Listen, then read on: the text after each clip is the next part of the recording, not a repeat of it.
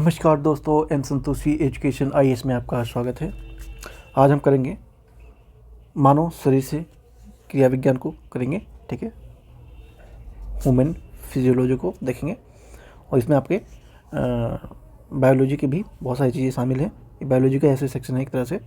ठीक है, चैनल पर नए हैं सब्सक्राइब का बटन जरूर दबाइएगा और कमेंट में अपने सजेशन देना बिल्कुल न भूलें।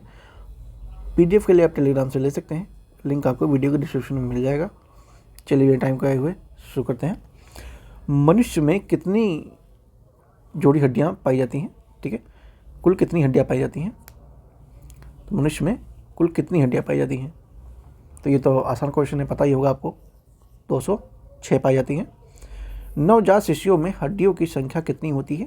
तो कितनी होती है नवजात शिशुओं में? ये होती है 300। ठीक है, कितनी होती है? 300। ध्यान रखेंगे, इंपॉर्टेंट क्वेश्चन है। नवजात शिशु में 300 और वयस्क मनुष्य में 206। सोच रहे होंगे हड्डियाँ कहाँ चली जाती हैं? तो ये आपस में जुड़ जाते हैं, उसी में तो सिंगल मानी जाती हैं। ठीक है, आप अच्छा ये होगा कि आप कॉपी कलम ले लीजिए, इसमें 50 क्वेश्चन हैं लगभग। ठीक है, और आप भी अपना आंसर मार्क करते रहिएगा।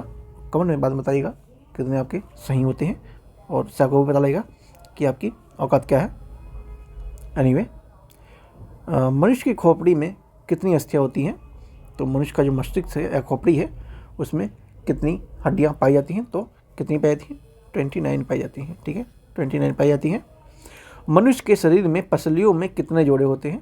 जो पसलियां होती हैं मनुष्य की, उसमें कितने जोड़ी हड्डियां पाई जाती हैं? पसलियां मतलब, तो पसलियों की संख्या कितनी है?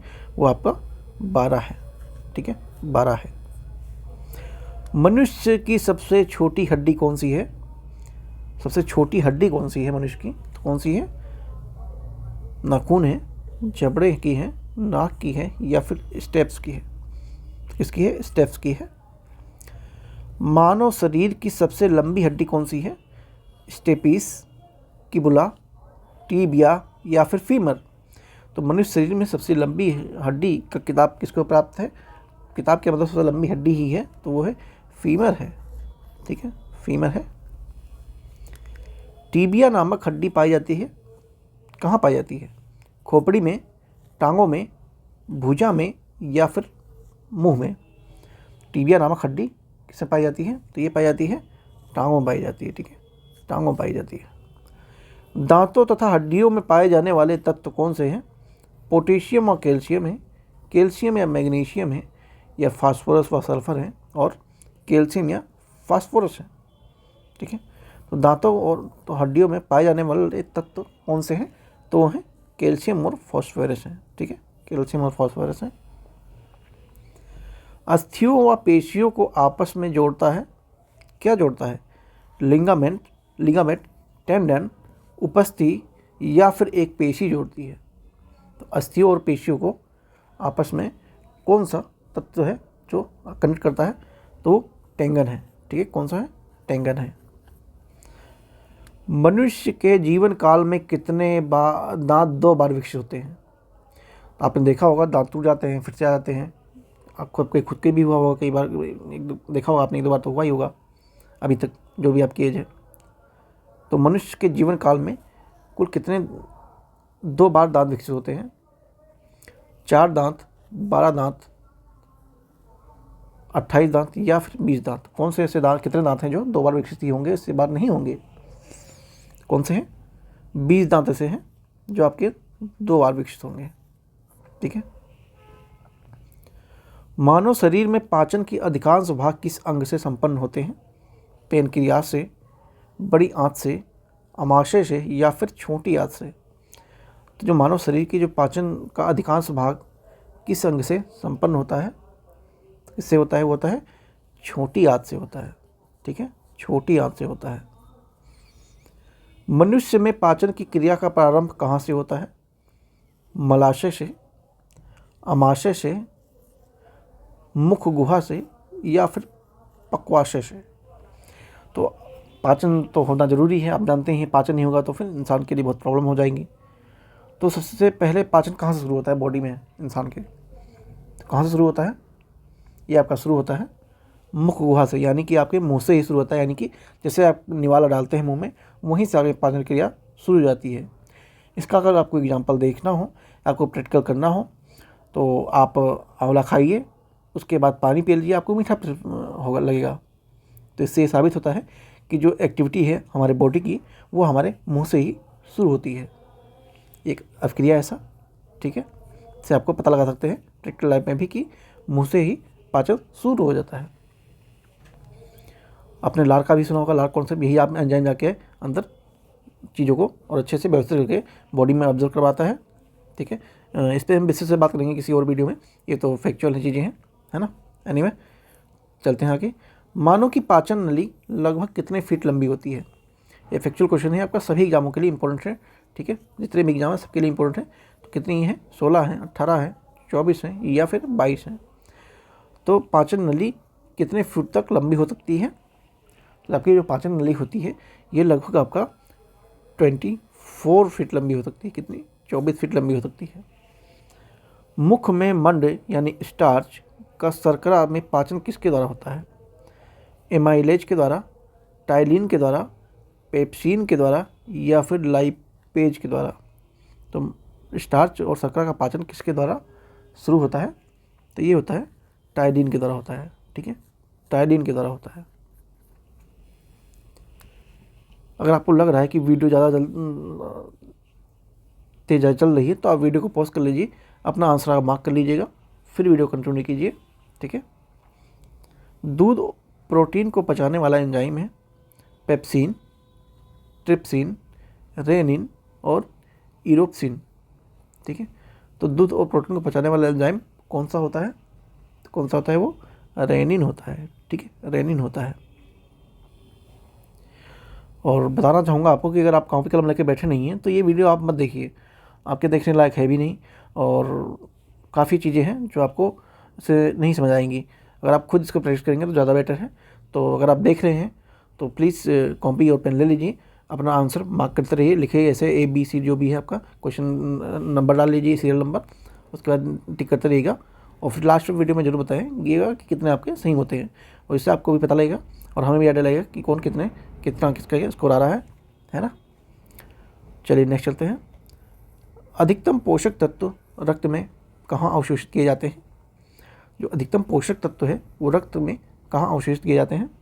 बड़ी आंत में, मुंह में, छोटी आंत में या फिर पेट में? तो अधिकतम पोषक तत्व कहाँ पर अवशोषित होते हैं? तो ये आपका होते हैं छोटी आंत में होते हैं, ठीक है, छोटी आंत में होते हैं। इसका आपका ऑप्शन सी है। आई होप आपने सी ही लगाया होगा, नहीं लगाया होगा तो आप जान जाइए, आगे से ध्यान रखिएगा, ऐसे क्वेश्चन आपको पेपर में बहुत सारे देखने को मिलेंगे। लार में कौन सा एंजाइम पाया जाता है? रेनिन, टाइलिन, टेनिन, रेंजिन, ठीक है, 4 ऑप्शन दिए हुए हैं, इसमें से आपको टिक करना है या आपको अपनी कॉपी में लिखना है कि लार में कौन सा एंजाइम ऐसा है जो मिलता है। आई होप आप लोगों ने मार्क कर लिया होगा, तो मैं बता रहा हूँ आंसर इसका क्या है। टाइनिन पाया जाता है, ठीक है, टाइनिन पाया जाता है। मुख से निकली लार किसका पाचन करती है? वो ये मुख गुहा से लार निकलती है, वो किसका पाचन करती है?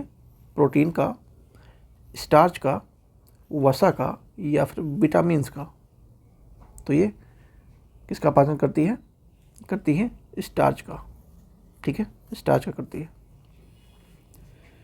निम्नलिखित में से किस अम्ल की उपस्थिति मानव पेट में होती है?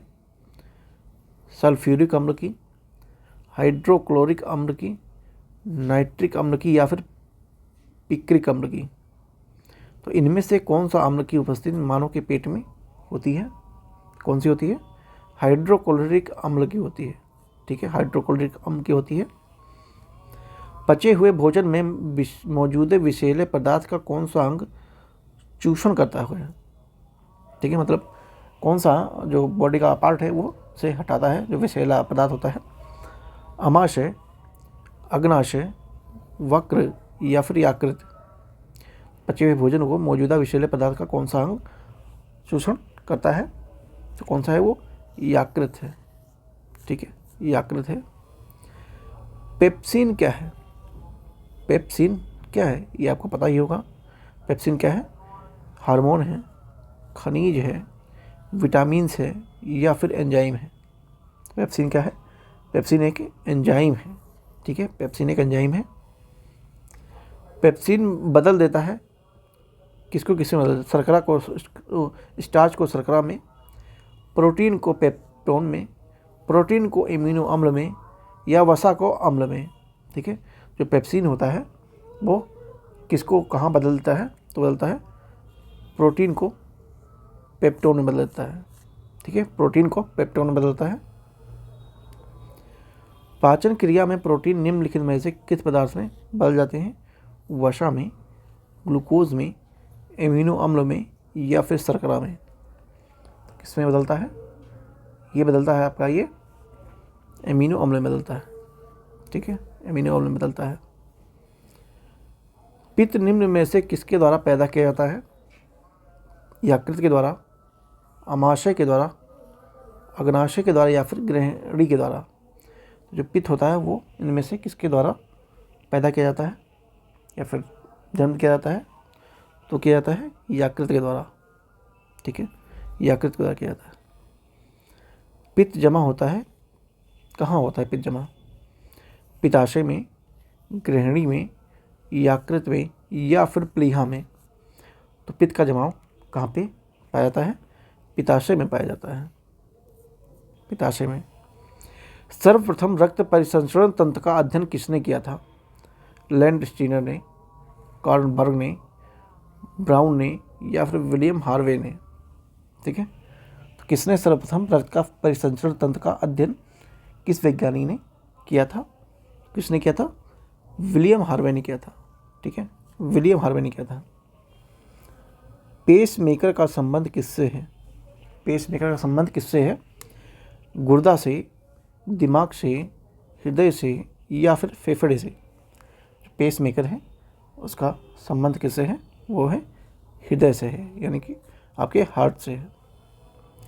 रुधिर दबाव, ब्लड प्रेशर मापक यंत्र कौन सा है, ईसीजी, स्टेथोस्कोप, स्फिग्मोमीटर, या फिर आर्म बैंड। ठीक है, तो ब्लड प्रेशर मापक यंत्र को किस नाम से जानते हैं, जानते हैं स्फिग्मोमीटर के नाम से जानते हैं। ठीक है, जार्विक 7 क्या है, इलेक्ट्रॉनिक पैर, पेस मेकर, कृत्रिम हृदय, या फिर कृत्रिम नेत्र। तो जार्विक 7 क्या है, जार्विक 7 आपका ये आर्टिफिशियल हार्ट है।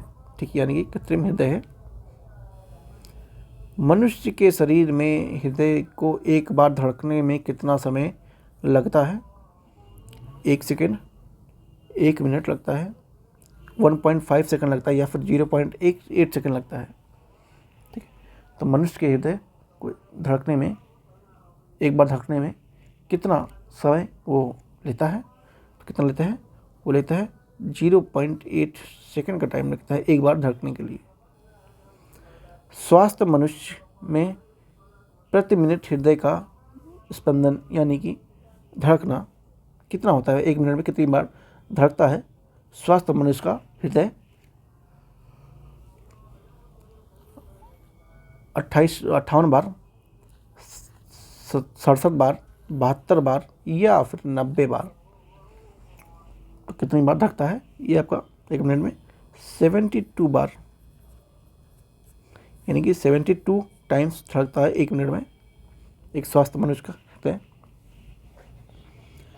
मानव हृदय में कितनी कोष्ठक होते हैं, 2 होते हैं, 3 होते हैं, 5 होते हैं, या फिर 4 होते हैं। तो मानव हृदय में कितने कोष्ठक होते हैं, तो 4 होते हैं। नाड़ी दर कहाँ से मापा जाता है, सिरा से, थमनी से, त्वचा से, या फिर तंत्रिका तंत्र से। जो नाड़ी दर है वो कहाँ से मापा जाता है, तो वो मापा जाता है धमनी से मापा जाता है।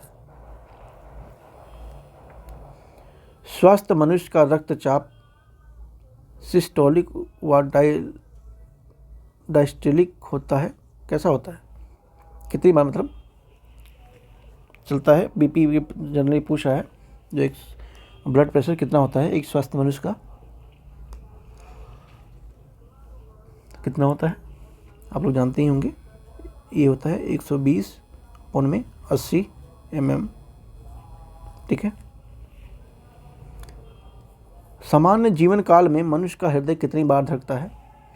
तो एक स्वस्थ मनुष्य हो और उसका पूरे जीवन की अगर धड़कन देखी जाए तो कितनी बार धड़कता है एक सामान्य मनुष्य का हृदय, कितने में धड़कता है? वो लगभग 2 अरब बार धड़कता है, 2 मिलियंस, ठीक है। शरीर की विशालतम धमनी कौन सी है? वेना केवा, एरोटा, कोशिका या फिर निलय?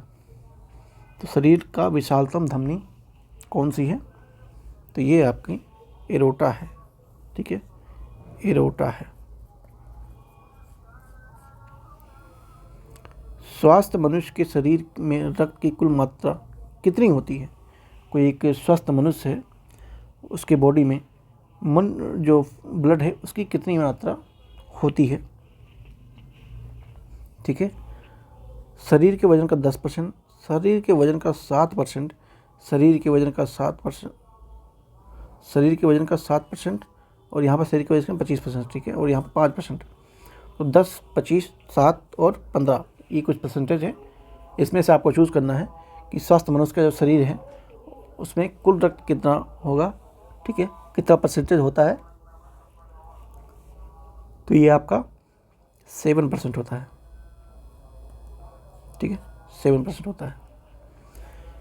एक वयस्क में रक्त का औसत आयतन क्या होता है? एक वयस्क में जो ब्लड होता है उसमें औसतन कितना पाया जाता है? 3 से 4 लीटर, 4 से 5 लीटर, 6 से 7 लीटर या फिर 5 से 6 लीटर। तो एक वयस्क मनुष्य में औसत आयतन, औसत ब्लड कितना पाया जाता है? कितना पाया जाता है? 5 से 6 लीटर तक मिल सकता है। मानव का पीएच मान कितना होता है? 8.1, 8.4, 7.4 या फिर 9.2? तो मानव रक्त का पीएच मान कितना होता है? तो ये होता है 7.4 होता है, ठीक है, 7.4 होता है। मानव शरीर में रुधिर बैंक यानी कि ब्लड बैंक का कार्य कौन करता है? प्लीहा, फेफड़े, हृदय या फिर यकृत? तो मानव शरीर में रुधिर बैंक का कार्य कौन करता है? तो ये कौन करता है? प्लीहा करता है, ठीक है, प्लीहा करता है। रक्त में पाई जाने वाली धातु कौन सी है? कैल्शियम, जिंक, सोडियम या फिर लोहा? तो रक्त में कौन सी धातु पाई जाती है? तो ये आपका लोहा पाया जाता है, ठीक है। पहली बार आपको पता लगा होगा कि ब्लड में लोहा भी मिलता है, ठीक है, आयरन। रक्त का शुद्धिकरण कहाँ होता है? फेफड़े में, हृदय में, किडनी में या फिर यकृत में? तो रक्त है उसका जो फिल्टराइजेशन कहाँ पे होता है? तो वो आपका कहाँ होता है?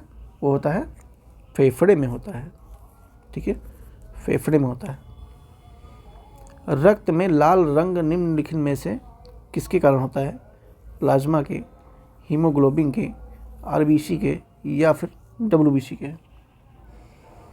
तो रक्त में लाल रंग के किसके कारण से होता है? तो लाल रंग किसके कारण आता है? ये आता है हीमोग्लोबिन के कारण होता है, ठीक है, हीमोग्लोबिन के कारण होता है लाल रक्त।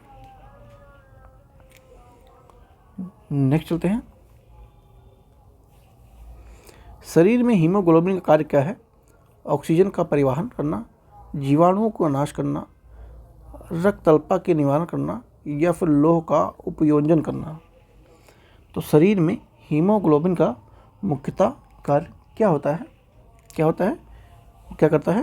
वो करता है ऑक्सीजन का परिवहन करना, यानी कि हवा को या ऑक्सीजन है उसको पूरी बॉडी में फ्लो करना। हीमोग्लोबिन किसका महत्वपूर्ण घटक है? जो हीमोग्लोबिन है किसका महत्वपूर्ण घटक है? आरबीसी का, डब्ल्यूबीसी का, जीव द्रव्य का या फिर पट्टिकाणु का। तो हीमोग्लोबिन किसका महत्वपूर्ण घटक है? तो ये है आरबीसी का, ठीक है, आरबीसी का। मानव शरीर के भीतर खून निम्न में से किसकी उपस्थिति के कारण नहीं जमता है? हीमोग्लोबिन, हिपेरिन, फाइब्रिनोजेन या फिर इनमें से कोई नहीं, ठीक है। मानव शरीर में खून निम्नलिखित में से किसकी उपस्थिति के कारण नहीं जमता है? तो ये हिपेरिन के कारण नहीं जमता है, ठीक है, हिपेरिन के कारण नहीं जमता है। रुधिर के प्लाज्मा में निम्नलिखित में से किसके द्वारा एंटीबॉडी निर्मित होती है? मोनोसाइट के द्वारा, लिम्फोसाइट के द्वारा, इंसोसिनोफिल के द्वारा या फिर न्यूट्रोफिल के द्वारा। तो रुधिर के प्लाज्मा में निम्नलिखित में से किसके द्वारा एंटीबॉडी निर्मित होती है? तो होती है किसके द्वारा? ये होती है लिम्फोसाइट के द्वारा, ठीक है, लिम्फोसाइट के द्वारा। लाल रक्त कणिकाओं का शमशान किसे कहते हैं? हार्ट को, अस्थि मज्जा को, प्लीहा को या फिर वक्र को। तो रेड ब्लड सेल्स हैं, वो कणिकाओं का शमशान किसको कहा जाता है? तो वो कहते हैं प्लीहा को कहते हैं, ठीक है, प्लीहा को कहते हैं। शरीर में लाल रक्त कणिकाएं कितने दिन तक जीवित रहती हैं? 60 डे, 122 दिन, 365 दिन या फिर 465 दिन। तो शरीर में रेड ब्लड सेल्स कितने दिनों तक जीवित रहती हैं? तो ये रहती हैं आपका लगभग 120 दिन तक, ठीक है, 120 दिन तक रहती हैं। मानव शरीर में लाल रक्त कण का निर्माण होता है, कहाँ पे होता है? हृदय में, तितली में, अस्थि मज्जा में या फिर यकृत में। तो ये लाल रक्त कण का निर्माण मानव के शरीर में कहाँ पे होता है? तो ये होता है अस्थि मज्जा में होता है। कहाँ पे होता है? अस्थि मज्जा में होता है। सफ़ेद रक्त यानी वाइट ब्लड सेल्स का मुख्य कार्य क्या है? CO2 को ले जाना, O2 को ले जाना, रोग प्रतिरोध क्षमता धारण करना या फिर इनमें से कोई भी नहीं है। तो सफ़ेद रक्त कण को मुख्य कार्य क्या होता है? तो मुख्य कार्य क्या होता है? रोग प्रतिरोध क्षमता का धारण करना, ठीक है, C के साथ जाएंगे, रोग प्रतिरोध क्षमता का धारण करना होता है WBC का मुख्य कार्य। तो ये वीडियो आपकी यहीं समाप्त होती है। इसमें आपके 51 क्वेश्चन में कर लिए हैं, बाकी नेक्स्ट 52 क्वेश्चन हैं हम नेक्स्ट वीडियो में करेंगे, ठीक है दोस्तों। चैनल पर नए हैं तो प्लीज़ सब्सक्राइब जरूर कर लीजिएगा। आप लोग वीडियो देखते हैं सब्सक्राइब नहीं करते हैं तो थोड़ा डिमोटिवेट होता है, बट इसलिए प्लीज़ कर लीजिए करिएगा। और PDF के लिए टेलीग्राम से ले सकते हैं, लिंक आपको वीडियो के डिस्क्रिप्शन में दिया हुआ है। तो मिलते हैं इसी के नेक्स्ट पार्ट में। सी यू सून।